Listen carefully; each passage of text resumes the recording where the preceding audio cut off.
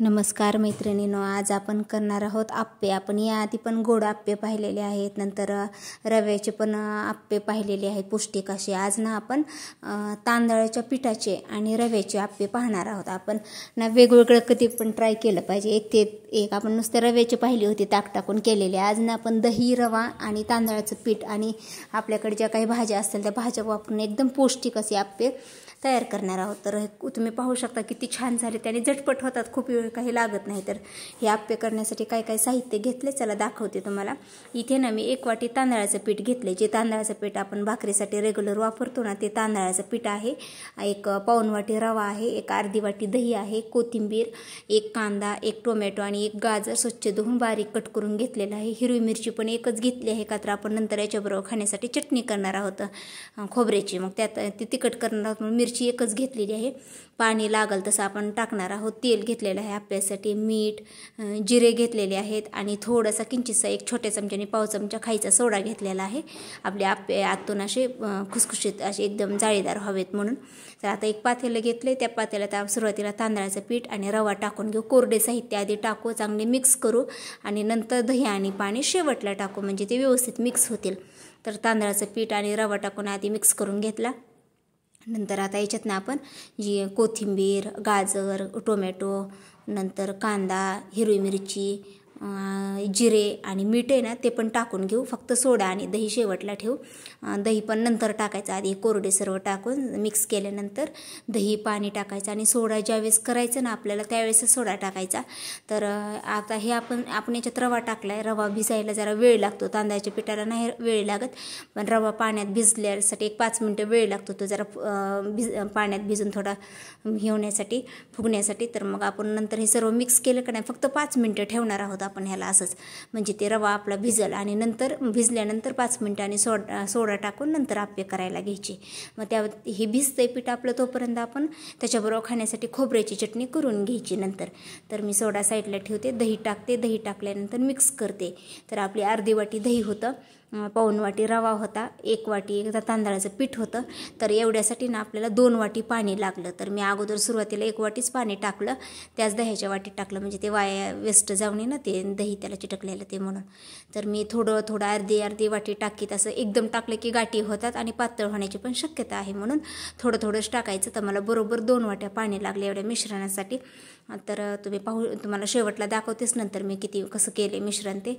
तर आत्तापर्यंत 1.5 वाटी झाले. आता नंतर थोड्या वेळाने हे राहिलेलं पण अर्धी वाटी टाकते त्याच्यात मी, म्हणजे कळेल तुम्हाला की आपलं कसं मिश्रण झालं ते तुम्हाला दाखवलेस.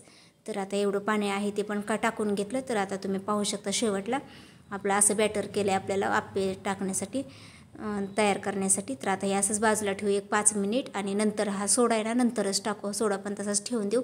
आता हे भिजते तोपर्यंत चटणी करून घेऊ. तर याच्याबरोबर खाण्यासाठी ओल्या नारळाची चटणी पण छान लागते, पण माझ्याकडे ओला नारळ नव्हता म्हणून सुक्कं खोबरंच घेतले मी बारीक तुकडे करून. आपल्याकडे जे आहे तेच अवेलेबल त्याच्यातच करायचं. आता हे नाही ते नाही म्हणून करायचं राहत तर नाही ना, मग ते आता काय सुक्या खोबऱ्याची पण छान होते. असं काही नाही की ओल्या नारळाची छान होती चटणी. तर सुक्कं खोबरं, त्यात हिरवी मिरची टाकली, लसूण घेतला आहे, नंतर कोथिंबीर टाकते आणि जिरे आणि कढीपत्ता आहे ना हे नंतर आपण पॅनमध्ये तडका देत आणि नंतर टाकू. मीठ टाकून घेतलं थोडंसं. तुम्हाला जर थोडी गोड आवडत असेल तर तुम्ही साखर पण टाकू शकता, पण मला नाही आवडत म्हणून मी नाही टाकली. तर आता ही कोथिंबीर टाकते आणि दही, ते थोडंसं 1 पाव वाटी दही असेल आंबटपणासाठी ते दही घेतले. ते दही आणि पाणी नंतर टाकू, कारण आपलं सुक्कं खोबरं आहे ते आधीच पाणी टाकलं तर व्यवस्थित बारीक व्हायचं ना. आधी असं सुक्कंच एकदा फिरून घेऊ आणि नंतर दही आणि पाणी नंतर टाकू. तर आता मी हे दही टाकून घेतलं पाव वाटी आणि अर्धी वाटी पाणी आत्ता टाकते आणि अर्धी वाटी नंतर आपल्याला चटणी केल्यानंतर मिक्सरचं भांडं असं इसळून घेण्यासाठी पाणी लागतं. तर मला बरोबर 1 वाटी पाणी लागले आणि पाव वाटी दही लागलं चटणीसाठी. तेवढं लागतेच आपल्याला, सुक्कं खोबरं असल्यामुळे जरा पाणी जास्त लागतं ओल्या खोबऱ्यापेक्षा. तर आपली चटणी तयार आहे. मी तेल पण गरम करून घेतलं तडक्या पॅनमध्ये. गरम तेलात आता जिरे टाकते. जिरे फुलले की कढीपत्ता टाकते आणि ही आपली तडका आहे ना आता फोडणी ना आपण चटणीवर टाकू. आपली चटणी पण तयार झाली. चटणी तयार करूच तर आपलं पीठ भिजले ती. आता ते आपण आप्पे करायला घेऊयात. तर मी आप्पे पात्र गरम करायला ठेवले गॅसवर. तर तुम्ही पाहू शकता आपली चटणी तयार आहे. एकदम साधी सोपी, खूप छान झाली टेस्टला पण आणि करायला पण सोपी.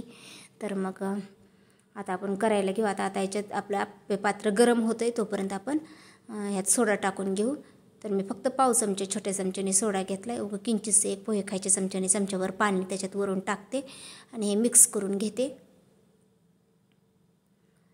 आणि आता आप्पे पात्र आहे ना आपलं गरम झाले. आता हे चांगलं मिक्स करते आणि आप्पे पात्र पण गरम झाले. आता त्याच्यात ना थोडं थोडं तेल टाकायचं चमच्याच्या साह्याने आप्पे पात्रात आपल्या.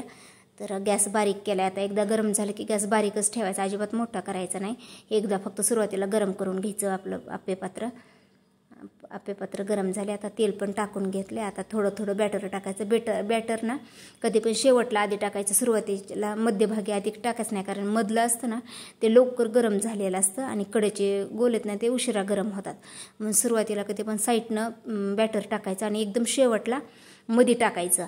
आणि काढताना ना एकदम सुरुवातीला मधलेच काढायचे आणि साईडचे नंतर काढायचे, म्हणजे कसं ते जास्त ही होणे म्हणून, जास्त असं बेक होऊन ते करपू नये म्हणून. तर आता आपले टाकून झाले. आता ह्याच्यावर बारीकच गॅस आहे. झाकण टाकून एक 5 ते 7 मिनटं लागतात, जास्त वेळ लागत नाही. तर आप्पे तयार झालेत का नाही ते तोपर्यंत होतं दम निघाना माझ्या मुलाला. त्याला कधी होतेत मी कधी खातोय असं झालं होतं. तो किचन कट्ट्यावर वरी चढून मांडी घालून गॅसपाशी बसला. मी पसारा आवरूस तर मी म्हणलं का असा बसला, तर म्हणते कधी होते, मला भूक लागली. त्याला ते कधी होते म्हणलं पहिलं झालं मला ते खायला तुझं शूट नंतर कर. मग तो वाट बघत बसला होता कधी होते म्हणून गॅसजवळच मांडी घालून. मग मी आता ते झाले आपले 5-7 मिनटं. ते वरून झालं की खालून परत 5 मिनटं जरी ठेवलं तर चालते, म्हणजे एक 10 ते 11 मिनटं लागतात आपले बारीक गॅसवर आप्पे तयार व्हायला. तर एक लई झालं 10 मिनटं 11 मिनटंसुद्धा नाहीत लागत. मी काय आता घड्याळ लावून पाहिलं नव्हतं आज एवढं परफेक्ट किती वेळ लागला ते, पण अंदाजेच आपण पसारा ते आवरूस तर ते जेवढे पडले तेवढे भांडे घेतो तेवढ्या वेळात आपण धुवून. तर आपले झालेत आता दोन्ही पण साईडनं. आता ते खालच्या साईडनं थोडी एक वाफे म्हणून आणखीन एकदा झाकण टाकते आणि एक 5 मिनटं आणखीन ठेवते. तर आता झालेत आपले आप्पे तयार. काढून घेऊया एक 5 मिनटांनीच. तर मी पाहिलं खालून चेक करून, तर झाले व्यवस्थित. पीठ वगैरे काही नाही. आता हे काढून घेते एका ताटलीत आणि दुसरं आणखीन थोडं तेल टाकून दुसरं बॅटर टाकून ते करायला ठेवते आप्पे आपले.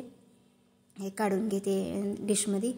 तर आता हे झालेलं पहिलंच तुम्हाला दाखवते. चटणी पण घेतली, आता मुलाला देते खायला. त्याला विचारते कसं झालं ते म्हणून. आणि तुम्हाला एक ना मी फोडून दाखवते आतून. असं काय पीठ वगैरे काही राहिलेलं नाही, छान जाळीदार झालेत आपले आप्पे. गरम येतं आणखीन.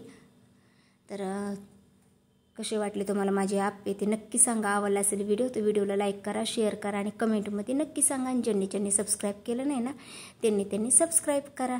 तर छान झाले म्हणतोय. त्याला आप्पे खूप आवडतात. मग तुम्ही कशाचेही करा, पोह्याचे करा, रव्याचे करा, तांदळाचे करा, त्याला आप्पे आवडतात.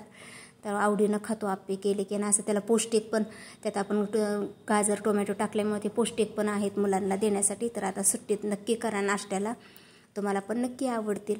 कसा वाटला व्हिडिओ ते नक्की सांगा.